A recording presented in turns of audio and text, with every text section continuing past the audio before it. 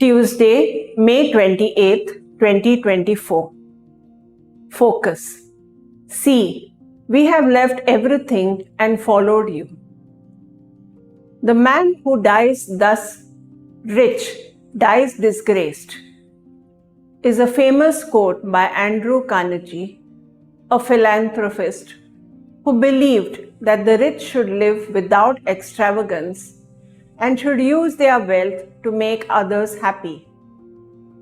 In business, Carnegie was a poor paymaster, but by the time of his death, he had divested himself of more than 90% of his wealth, which went towards charity and goodwill.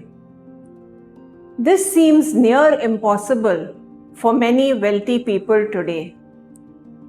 Donations to good causes are usually dwarfed by the wealth passed on to the next generation, whether utilized worthily or not thereafter.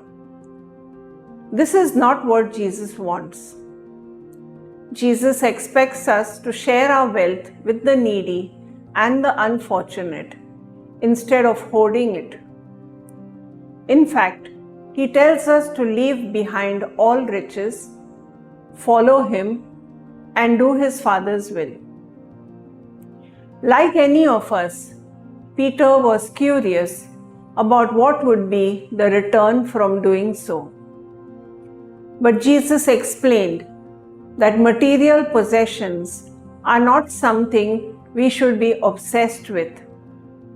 Instead, he wants us to work towards the bigger reward he has in store for us: a happy life unburdened by status, wealth, and worries, and ultimately the gift of eternal life with him.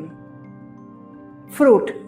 Giving up material possessions is not easy, but I can start today itself working towards the 100-fold goal by sharing my surplus with the poor and the needy.